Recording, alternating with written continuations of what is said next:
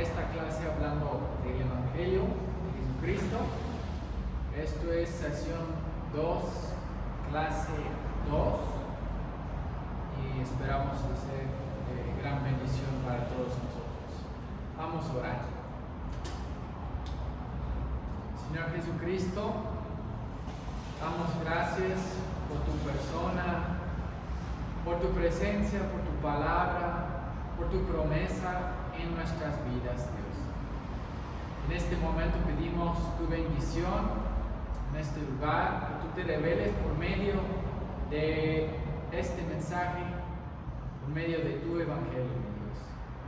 Ayúdanos a comprender más de quién eres tú y qué has hecho por tu pueblo y cómo aplicar, cómo vivir en la luz del Evangelio.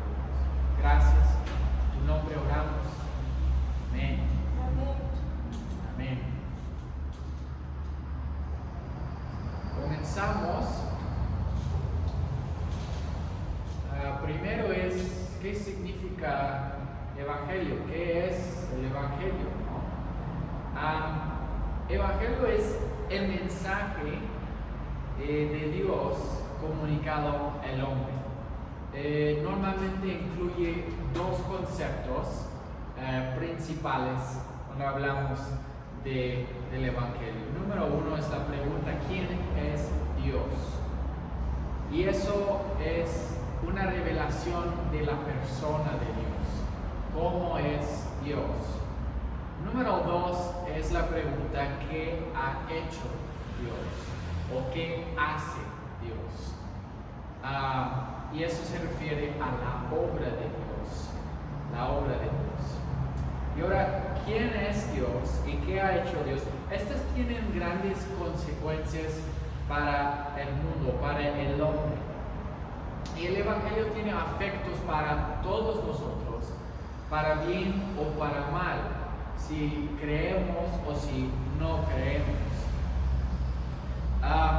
Cuando hablamos del Evangelio, hay dos respuestas en el hombre que vamos a ver. Número uno es que creemos en el Evangelio, que creemos en Dios, en su mensaje, y eso es a la salvación.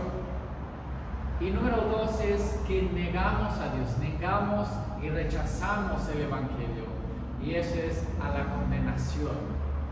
Ahora, cuando nosotros lleguemos a creer, cuando nosotros escuchamos y recibimos el mensaje de Dios por medio del Evangelio, entonces somos salvos, ¿no? Somos salvos. Cuando alguien niegue el Evangelio y el Dios del Evangelio, entonces esa persona está acarreando su propia condenación, ¿no? Cada ser humano que ha vivido ha tenido que enfrentarse con Dios, su persona y su obra. Cada persona ha tenido que contestar estas preguntas de quién es Dios y qué ha hecho Dios. Y les quiero leer una cita de Romanos 1 y versículo 16. Dice Pablo aquí en su carta a los romanos: porque no me avergüenzo del Evangelio, porque es poder de Dios para salvación a todo aquel que cree, al judío primeramente y también al griego, entonces también a nosotros, también tanto como los judíos son parte del pueblo elegido de Dios, como nosotros como gentiles que no somos judíos, ¿no? El Evangelio es para todos los hombres. Ahora en sí, el Evangelio significa buena noticia. El Nuevo Testamento fue escrito en idioma griego. El idioma griego, aquí donde aparece en Romanos 1:16, donde dice: no me avergüenzo del Evangelio. Eso proviene de la palabra griega que es evangelion, que es un sustantivo derivado del griego. En griego clásico, en literatura griega clásica, un evangelos fue aquel que trajo el mensaje de victoria u otras noticias políticas o personales que causaran alegría. Entonces, en este sentido, el mensaje del Evangelio es la noticia de Dios a los hombres que Él ha obtenido la victoria. ¿Verdad? Victoria, ¿qué sentido? ¿Victoria sobre qué? En unas cuantas palabras, esa victoria es sobre el pecado, sobre la condenación y sobre la muerte, o sea, para la salvación. Eso es lo que dice aquí, es el poder de Dios para salvación, ¿no? Y ahora, ¿qué hay de buenas con el Evangelio? Bueno, en sí, el Evangelio es la única revelación de Dios a los hombres. Es la única manera en cual nosotros podemos ser salvos.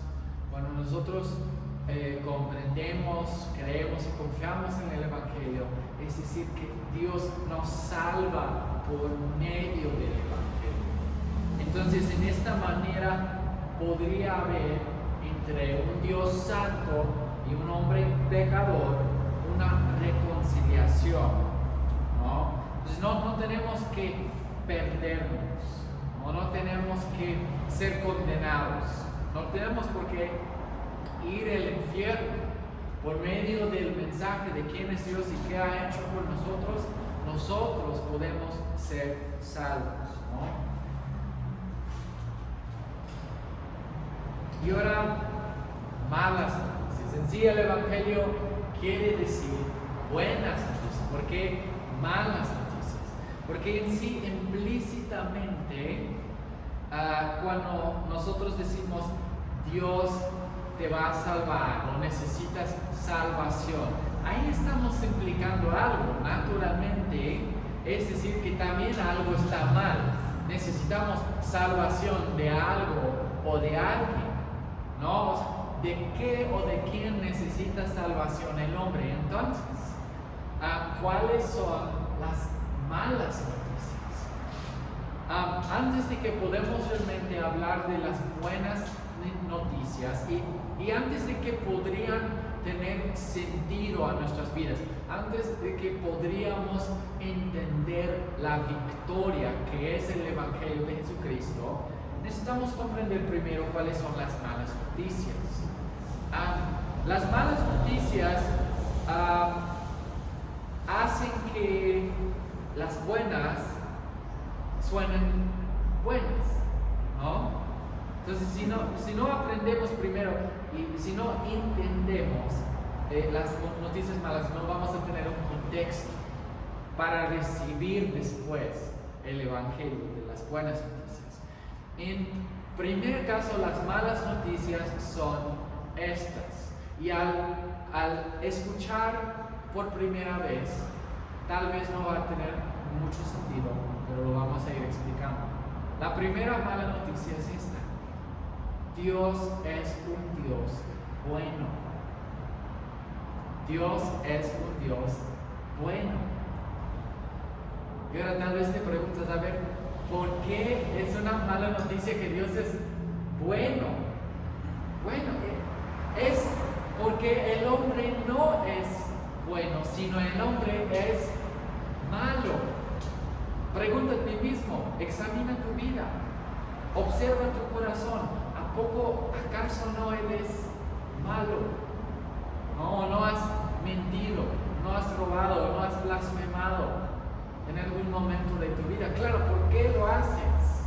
Porque no eres bueno, porque no somos buenos como hombres. Entonces, ¿qué hace un Dios bueno con un hombre malo?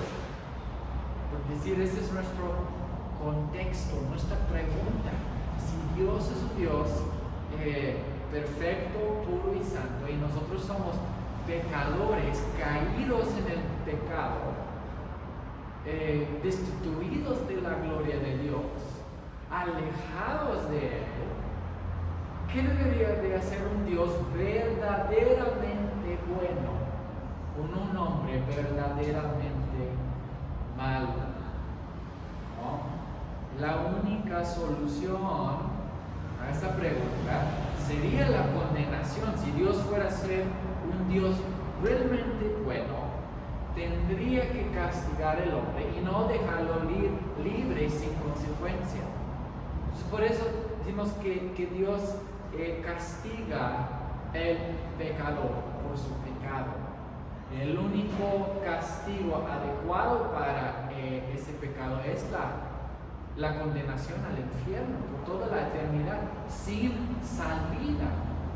Entonces, una vez entendiendo eso, estas son las malas noticias. Tenemos muchas malas noticias hoy en día, pero esta es la más mala noticia que podemos recibir. Es la más difícil de comprender, es la más difícil de aceptar y apropiar. Pero si no comenzamos aquí, no va a tener sentido después cuando empezamos a hablar de las buenas noticias. ¿Quién es Dios? ¿Qué ha hecho por el hombre pecador caído en el pecado? Ahora, según la Biblia, es muy importante, porque la Biblia es donde se revela el mensaje de Dios, donde se revela Dios y la obra de Dios. Entonces aquí es donde encontramos el Evangelio de Jesucristo. Perdón, aquí en sí, ¿qué es el Evangelio? Aquí vemos 10 puntos que nosotros hemos definido. Hay otras listas, otros esquemas para poder presentar el Evangelio, pero lo que queremos asegurar es que estamos comunicando la esencia de quién es Dios, de cómo es Dios, de cuál es la obra de Dios y qué ha hecho Dios para el hombre. Entonces, nosotros hemos definido esta lista para repasar durante esta clase. Entonces, primero vamos a tocar quién es Dios. Dios en sí existe sin cualquier necesidad de explicación. La Biblia simplemente comienza estableciendo la existencia de Dios como un hecho asumido. Dice, en el principio creó Dios. Y ahora, Dios en sí es un título genérico, no es un nombre, es decir, el presidente, es decir, el gerente, o la mamá, o el papá. Dios es un término genérico que se ocupa en todas las religiones. No identifica nada en sí referente de quién es. Ahora, ¿cuál es el nombre? ¿Tiene un nombre Dios? Aquí vemos en Éxodo, capítulo 3, versículo 1 a 15, un encuentro muy curioso con Dios y con Moisés. Y durante este encuentro, Dios se revela su nombre personal y propio a Moisés. Entonces, por medio de este encuentro, vemos que Dios sí tiene un nombre, que no es simplemente Dios y ya. El nombre que Dios reveló a Moisés fue el nombre de YHWH o YHWH. Y ahora, tal vez preguntas, eso no es un nombre, no me suena como un nombre completo, me suena como una colección de consonantes. Y tendrías toda la razón. ¿Por qué? Es una colección de consonantes.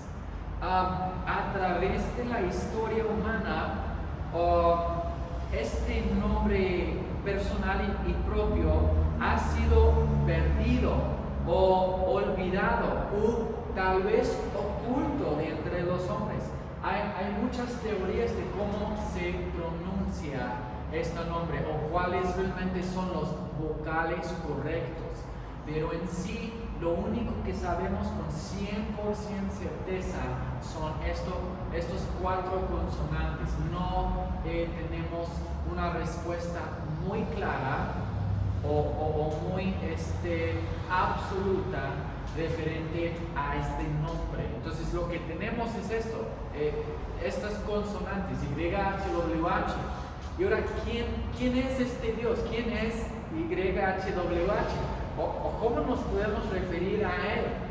En sí, los judíos han encontrado una manera, digamos, relativamente buena para referirse a Dios y no tomar el nombre de Dios en vano. Ellos guardan un respeto, un honor muy alto para Dios. Entonces, para no blasfemar, en lugar de decir el nombre de Dios, donde aparecen las Sagradas Escrituras, ellos simplemente decían Adonai, es decir, Señor. Entonces yo personalmente, cada vez que leo en mi Biblia el nombre personal y propio de Dios, yo sustituyo ese nombre. En español va a aparecer en tu Biblia como ¿qué? Como Jehová. Pero sabemos gramáticamente, hablando del idioma hebreo, no es una buena traducción. En sí no existe la letra o el sonido G, entonces no puede ser. No podemos decir Jehová.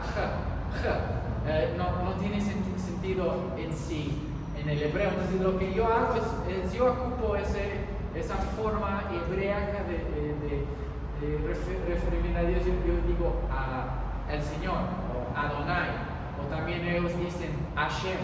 Hashem simplemente quiere decir el nombre.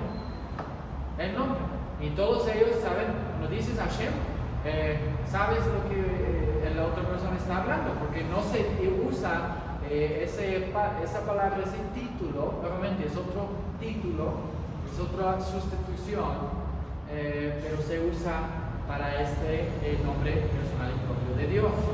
Entonces aquí tenemos YHWH.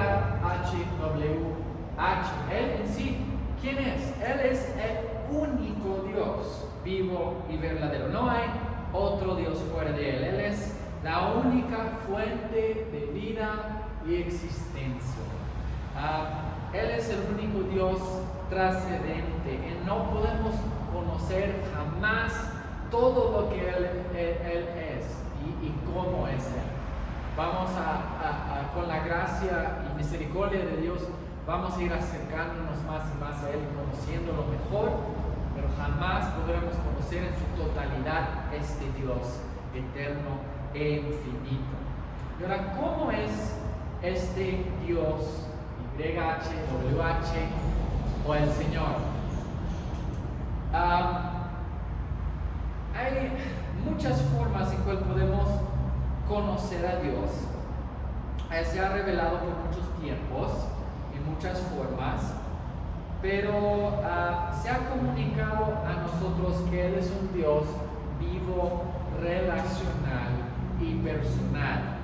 Y eso es importante, porque no es simplemente que leemos una Biblia como un libro más, sino que realmente leemos este libro como una revelación de una persona. Es un modo en cual nosotros podemos acercarnos a este Dios. Este Dios se ha dado a conocer adentro de la historia de la humanidad. Y hasta aquí en el encuentro de Dios y Moisés, Dios reveló su nombre. Entonces, en este sentido, yo no concuerdo con los judíos que hay que ocultar su nombre. Sí hay que guardar un respeto, una reverencia, obviamente, pero aquí vemos en esta historia, Dios mismo reveló su nombre. ¿Por qué hay que ocultarlo o perderlo? Podemos acercarnos a Dios y conocerlo de verdad, no en su totalidad, pero sí en su verdad. Entonces eso es importante. Entonces, uno de los primeros atributos o características de quién es Dios es la santidad de Dios. La santidad.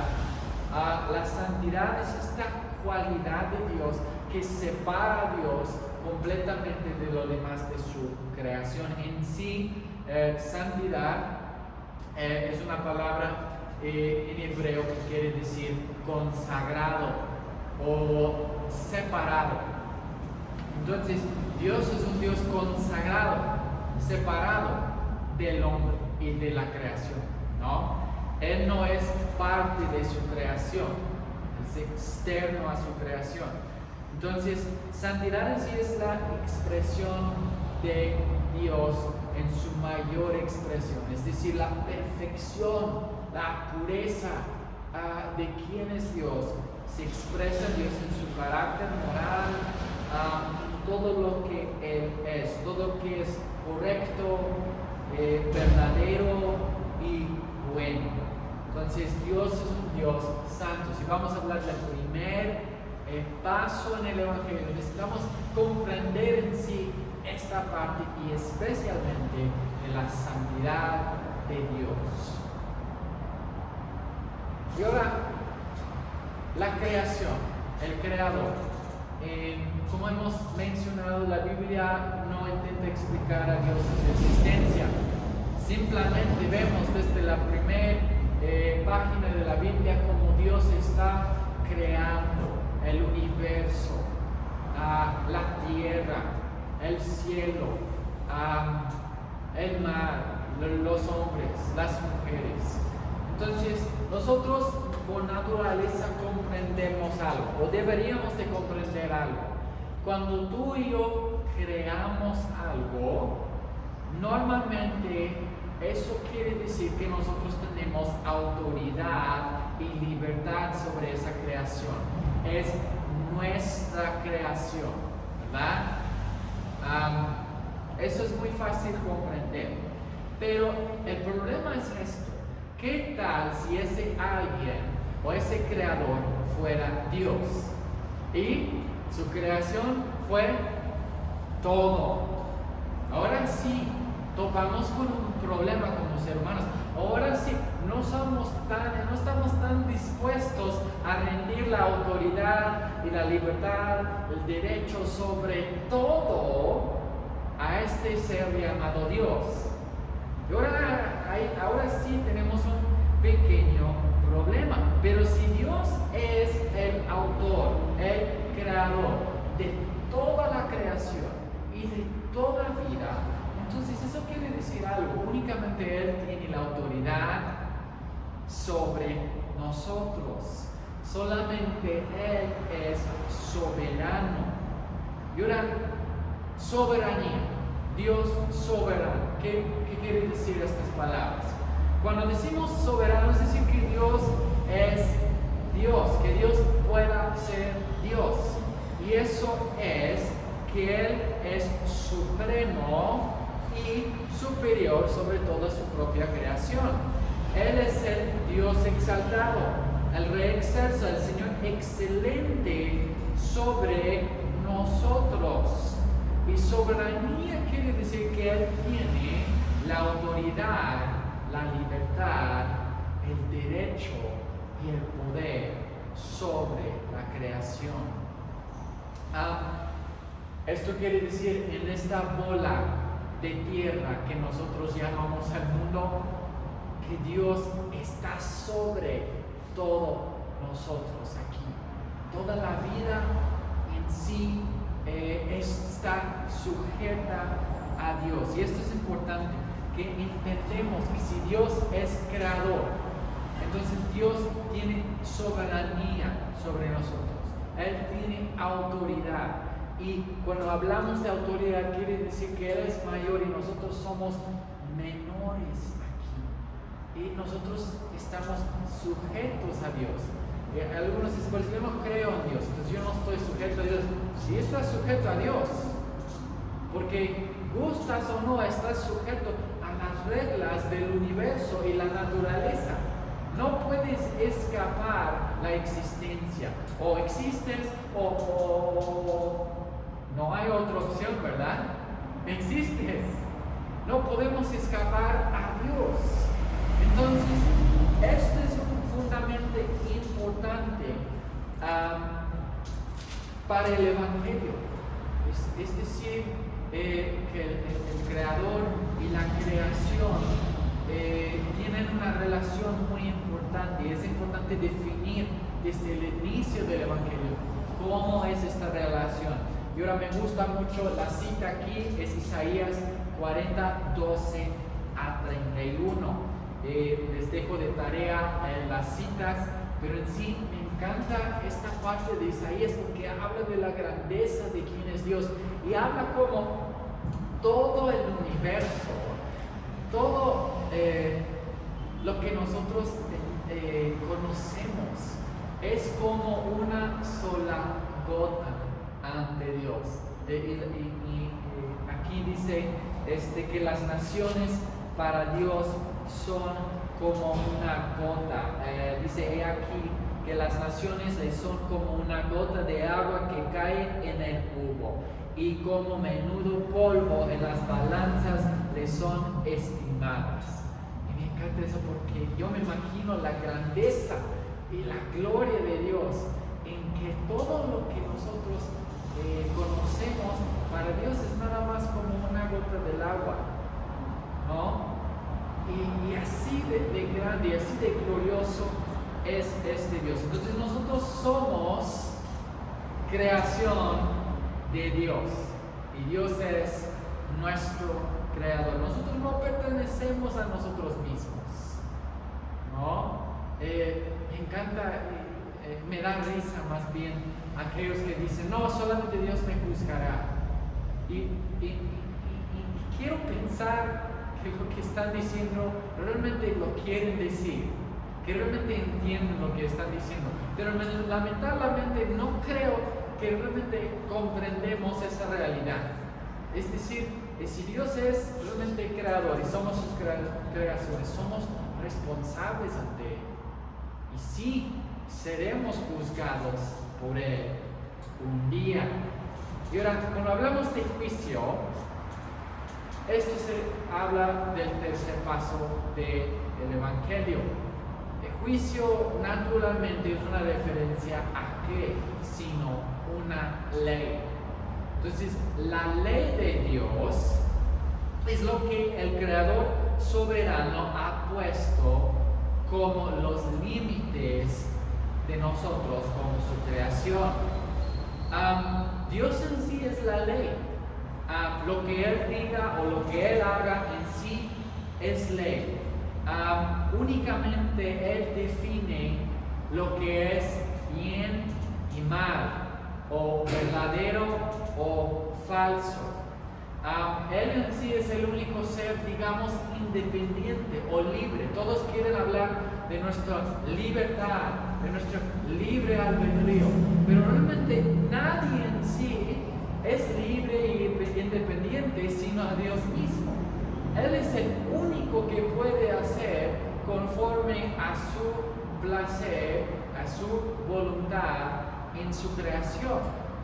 Entonces, es importante que entendamos esta posición de quién es Dios y quién es el hombre, porque nos habla de la autoridad que Dios tiene para poder definir en su creación la ley de Dios. En sí, la ley es algo a lo cual todos como hombres y mujeres deberíamos sujetarnos y deberíamos de obedecer. La ley de Dios es algo universal, es siempre activa y siempre aplicable en todas las partes y todas las esferas de la creación. O sea, no hay lugar donde nosotros podemos ir, no hay cosa que nosotros podemos hacer que está afuera del límite de la esfera de la ley de Dios. Entonces, cada creación, cada ser creado está sujeto a Dios y su ley. Esto es por bien o por mal. Las condiciones que Él ha puesto para su ley definen si nosotros somos bendecidos o si nosotros somos maldecidos, si nosotros seguimos con vida o si nosotros morimos. Dios ha definido en su ley, Él ha puesto estos límites adentro de su creación. Aquí tiene una cita en Levítico 18:5 y dice: por tanto, guardarán mis estatutos y mi ley, por los cuales el hombre vivirá si los cumple, porque yo soy el Señor, ¿no? Entonces cada uno de nosotros debemos de comprender, hay una ley y hay un dador de esa ley en la creación, y estamos todos sujetos a Él, responsables ante Él, y esto nos dirige a nuestro siguiente punto. Desde el principio, Dios ha estado. Dios es el creador, y Dios, cuando creó, Él mandó a su ley al primer hombre y la primera mujer. Ciertamente cada uno de nosotros hemos escuchado la historia de Adán y Eva en el jardín de Edén. Sabemos cómo ellos caminaran con Dios, hablaran con Dios en el jardín, y cómo es también que ellos cayeron en el pecado. No sabemos si fuera una manzana o qué fruta fuera, pero lo que sí sabemos es que Dios había dado una cierta ley a ellos también, que ellos también estuvieran bajo la autoridad de Dios y estuvieran sujetos a Dios y su ley. Para ellos, una de la ley más notoria era la ley de no comer del fruto del árbol de la ciencia. Dios había dicho que en el día que ellos comieran de ese árbol, morirán, ¿no? Entonces, cuando ellos tomaran de ese fruto, cuando ellos desobedecieran a Dios, rebelaran contra su autoridad y rebelaran contra su ley, en ese momento todos nosotros como seres humanos entramos bajo el pecado. A lo mejor dices, bueno, eso no es justo, yo no estuve ahí, yo no lo hice, ¿por qué me culpan a mí? Bueno, nadie le gusta ser responsable por nada en esta vida, entonces mucho menos por los errores y los pecados de los demás. Pero en este problema podemos preguntarte algo. ¿Has pecado o no? ¿Alguna vez en tu vida has pecado? Bueno, entonces tú también eres responsable, sea por parte del pecado original, o sea, parte de tu propio pecado. Cada uno de nosotros hemos pecado, y ahora tenemos como consecuencia de nuestra desobediencia una naturaleza pecaminosa. A ver, ¿qué es eso? Naturaleza pecaminosa, es decir, cuando nacemos como pecadores ya. Nadie te necesita enseñar como bebé cómo mentir. Ya sales y tú solito empiezas a mentir a tus papás. Ya empiezas a ya empiezas a codiciar. Ya empiezas a blasfemar. Ya empiezas a robar. Nadie te necesita enseñar. Ahora, ciertamente, el contexto, el ambiente nos puede influir, pero en sí la mayor influencia hacia el pecado en nosotros somos nosotros mismos. Nadie nos necesita enseñar. Entonces tenemos aquí como definición, ¿qué es el pecado? Aquí dice en 1 de Juan 3:4, dice: todo el que comete pecado quebranta la ley. De hecho, el pecado es transgresión de la ley. Es decir, como ejemplo práctico, digamos que no hubiera semáforos, ¿no? Entonces, si no hubiera semáforos y tú cruzaras una intersección, no estarías quebrantando la ley, ¿verdad? No estarías, por decir, pecando. Pero ahora, hay semáforos, hay una ley, un estatuto en la República Mexicana y por todos los países del mundo, creo, civilizados menos. Hay leyes que gobiernan el tránsito en esos países. Entonces, como parte de la ley, han puesto un estatuto que dice que, pues cuando haya un semáforo, tienes que pararte y seguir las indicaciones del semáforo, ya sea para pararte o ya sea para irte, ¿no?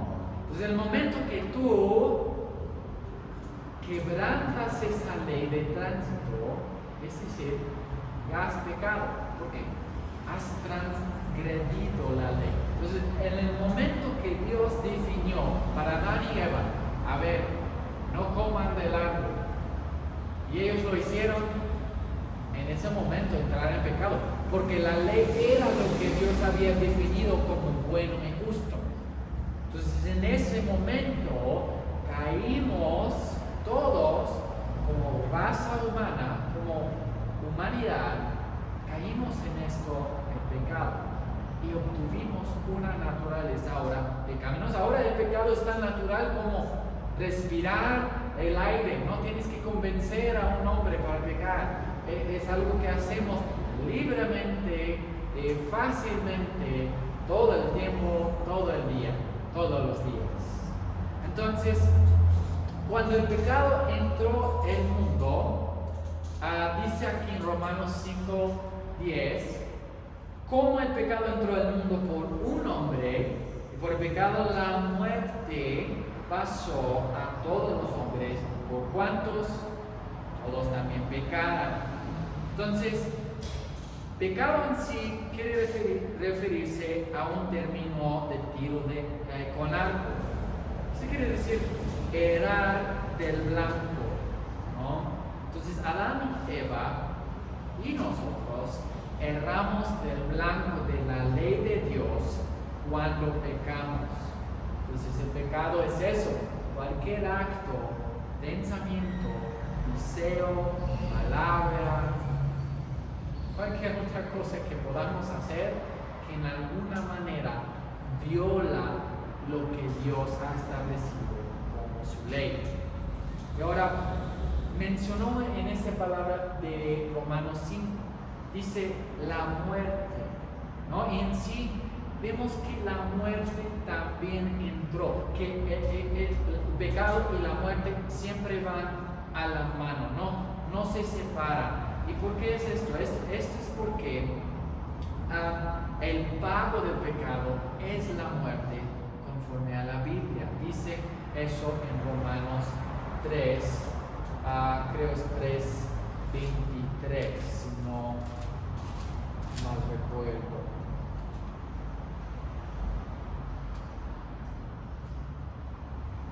Bueno, luego lo podemos buscar en nuestras Biblias, pero en sí es importante comprender que la herencia del pecado que nosotros hemos recibido es lo que produjo la muerte en el mundo. O sea, piénsalo, la muerte no fue parte del diseño y propósito de Dios en el mundo.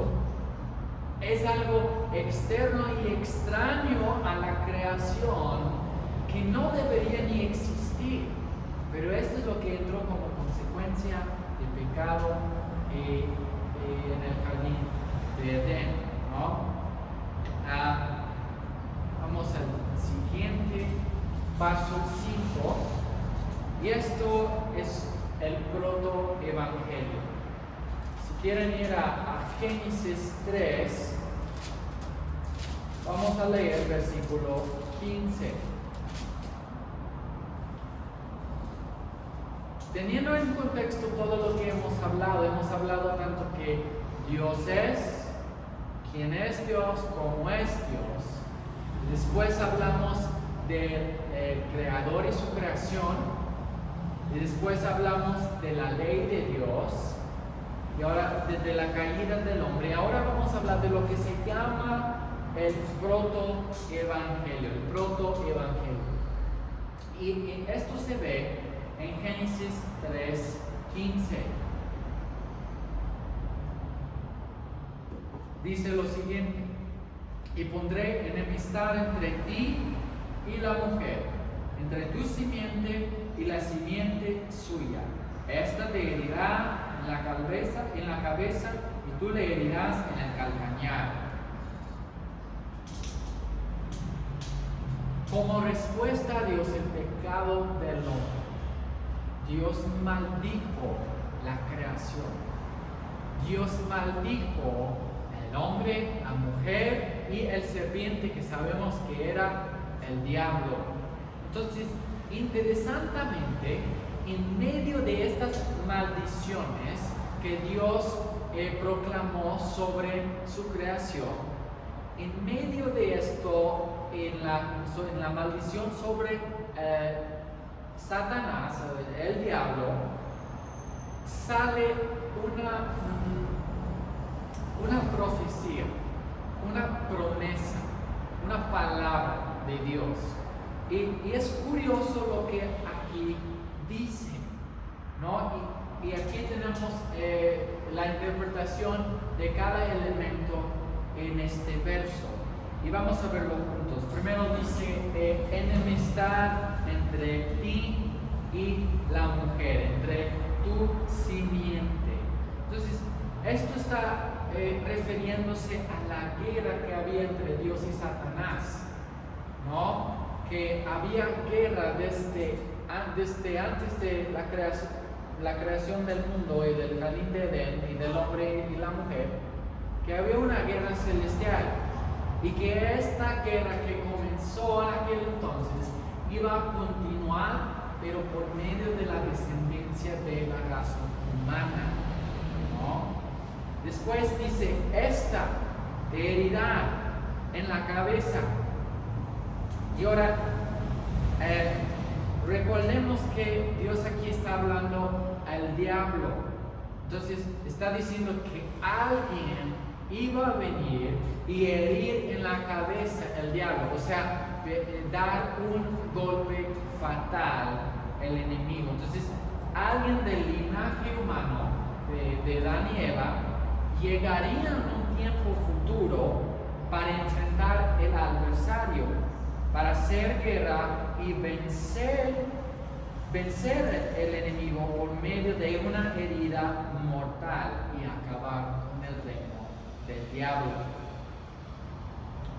Y ahora, la última parte dice, y tú le herirás en el calcañar, refiriendo al diablo. Nuevamente dice que el diablo iba a herir ese alguien que iba a venir, ¿no? Pero a lastimarte en el calcañar no es lo mismo que lastimarte en la cabeza.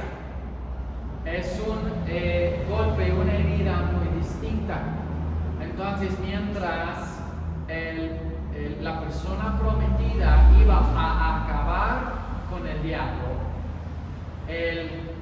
la persona prometida iba nada más a ser herida o recibir una pequeña herida por parte del enemigo. Entonces, este individuo no iba a experimentar, algo mortal o fatal o final.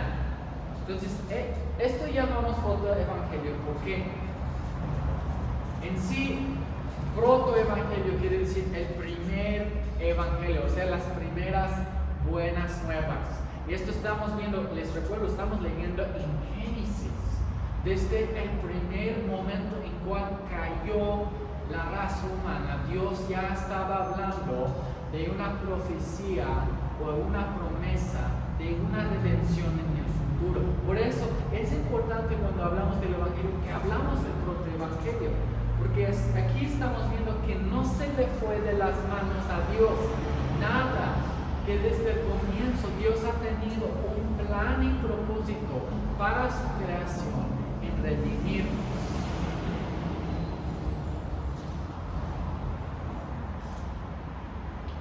Ahora, Jesucristo, vemos el cumplimiento del protoevangelio por medio de Jesucristo. Él es ese alguien prometido que Dios reveló desde Génesis. Él es ese simiente de la mujer, o sea, de Eva, del linaje humano, que ha venido para acabar con el reino del diablo y establecer el reino de Dios en la tierra. Entonces, Jesucristo es ese alguien prometido. Y aquí tenemos una referencia a Hebreos 2:14 y dice lo siguiente: así por cuanto los hijos participaban de sangre y carne, él también participó de lo mismo para destruir por medio de la muerte al que tenía el imperio de la muerte, esto es el diablo. Ahí vemos en el Nuevo Testamento la revelación de Jesucristo, de la persona y la obra de Jesucristo, siendo el cumplimiento de esta profecía y promesa desde Génesis, ¿no? Jesucristo entonces es la respuesta de Dios para nosotros, es la respuesta de Dios para el pecado, para la muerte, para la condenación eterna. En Él tenemos y podemos recibir vida. ¿Por qué? ¿Quién es Jesucristo? Aquí vemos dos lados y dos naturalezas. Jesucristo es entonces 100% hombre, porque vino desde el linaje de Adán y Eva, pero también es 100% Dios. Entonces, ambas naturalezas son importantes. Si decimos que es menos de uno o de otro, el Evangelio se deshace. Jesús es la única salvación, entonces, es la única solución. ¿Por qué hablamos del Hijo de Dios? ¿Por qué es importante que Él sea 100% Dios? Esto es importante porque el hombre en sí no es perfecto, ¿no? No podemos resistir las tentaciones para pecar, no podemos cumplir la ley de Dios, no podemos acercar a Dios y mucho menos mediar entre Dios Santo y el hombre pecador. Entonces era necesario que Jesucristo tuviera una naturaleza 100% de Dios. Y ahora, ¿por qué Hijo del Hombre?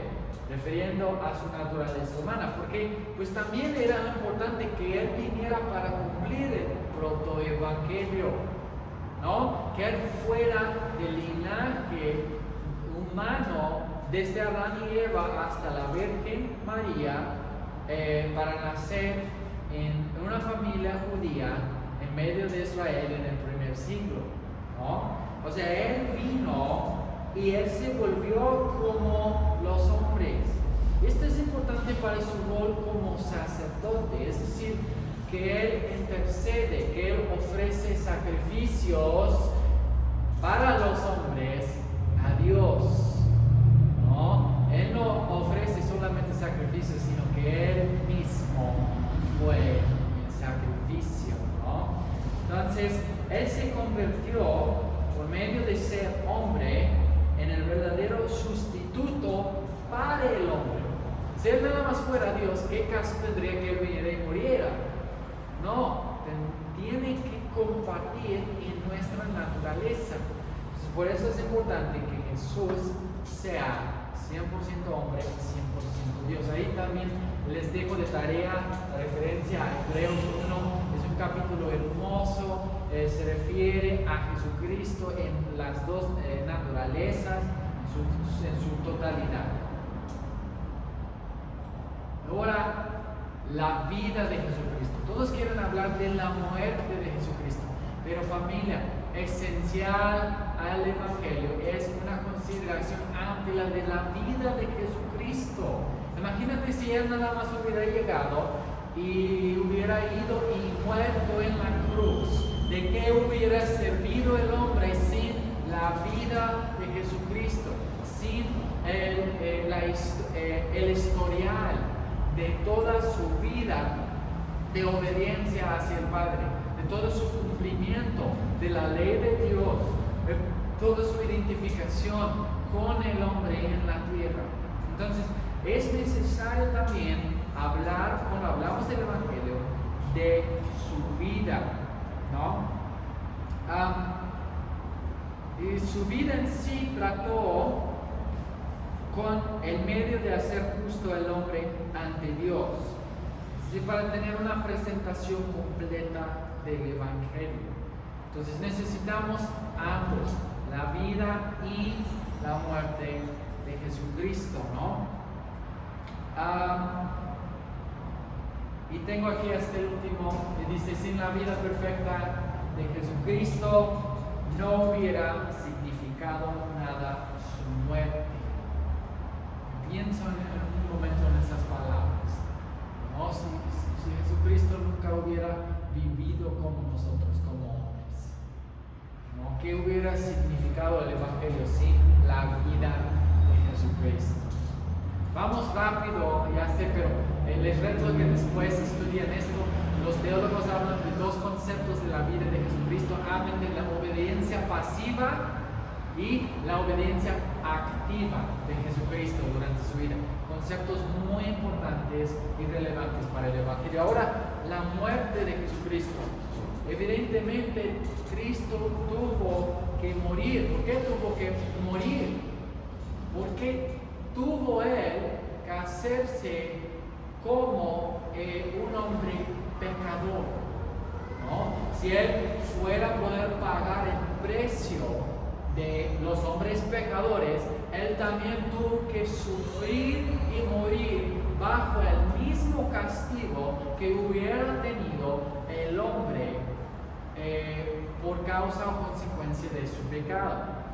Entonces, parece a primera vista extraño que Jesús tuvo que sufrir y morir, pero esto es en medio de Dios. Dios ha elegido este medio.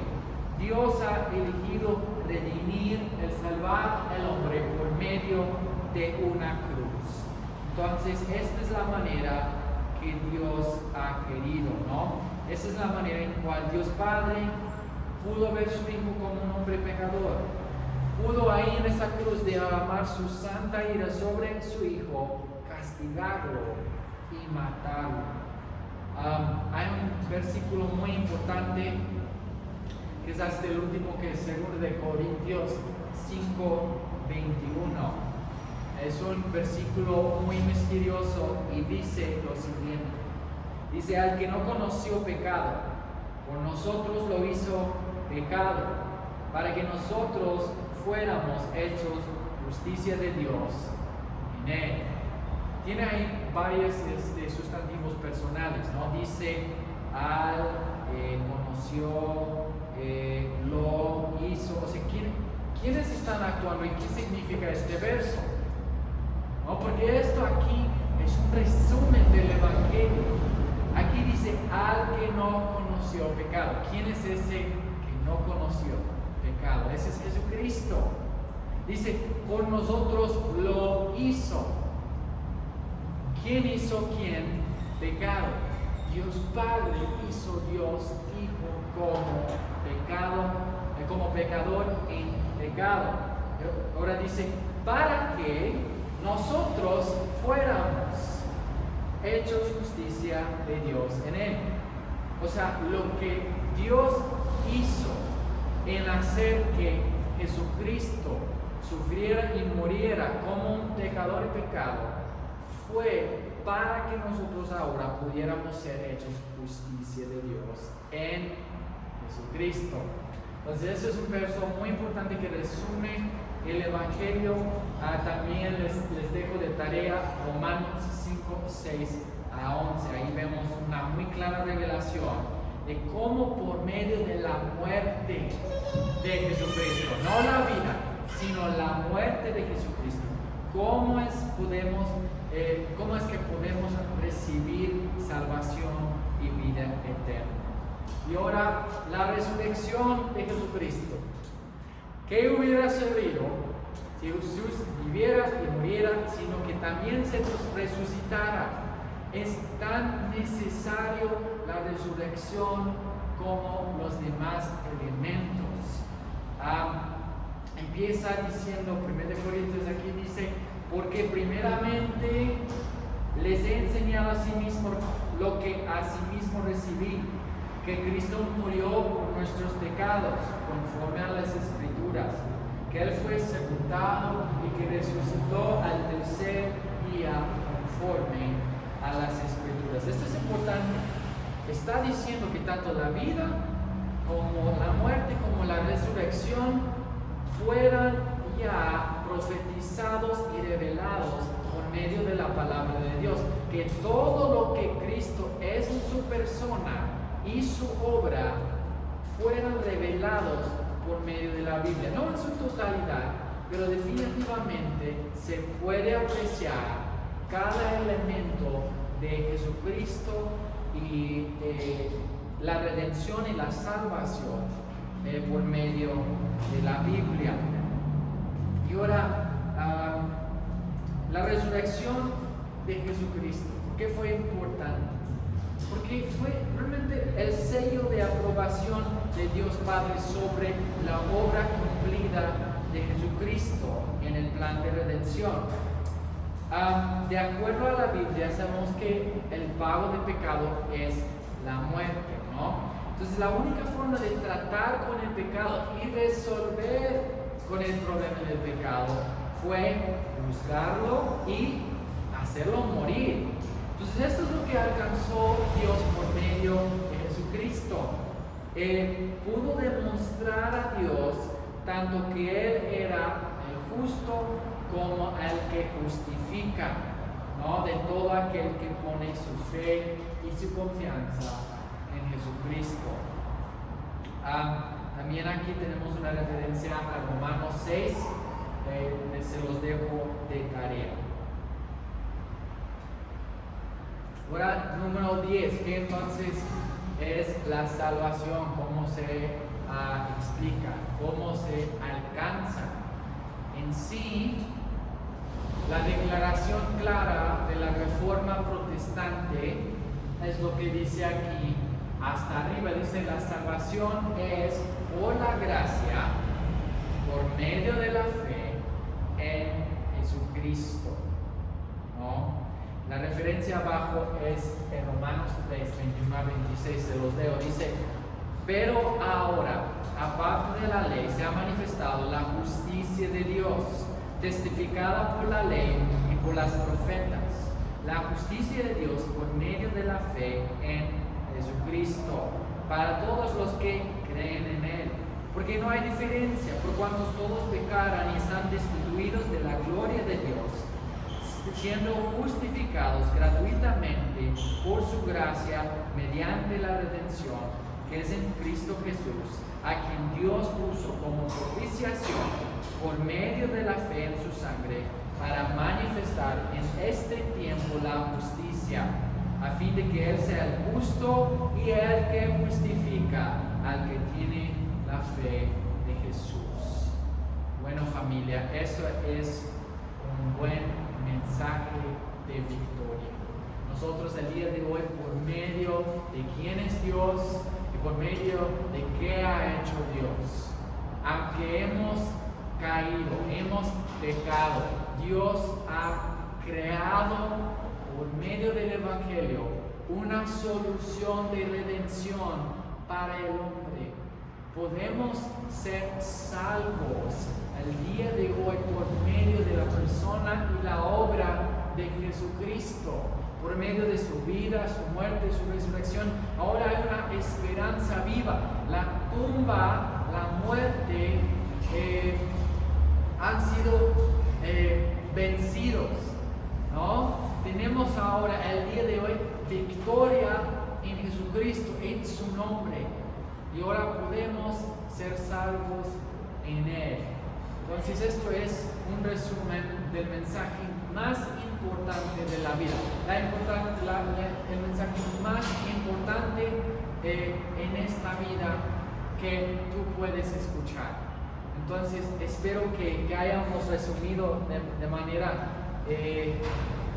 fiel, aunque fue rápida, este Evangelio de Jesucristo. Vamos a orar juntos y acabar con nuestro tiempo. Gracias, Señor. Gracias por quien eres y gracias por todo lo que has hecho para el hombre. Tú no tuviste que salvarnos, Señor. Lo has hecho por pura obra de amor, gracia y misericordia tuya, Señor. Agradecemos quién eres y agradecemos que has hecho, Señor. Ayúdanos a poder recibir este mensaje de salvación y tener la victoria sobre el pecado, la muerte y la condenación. Gracias, en el nombre de Jesús, oramos. Amén y amén. Muchas gracias, familia.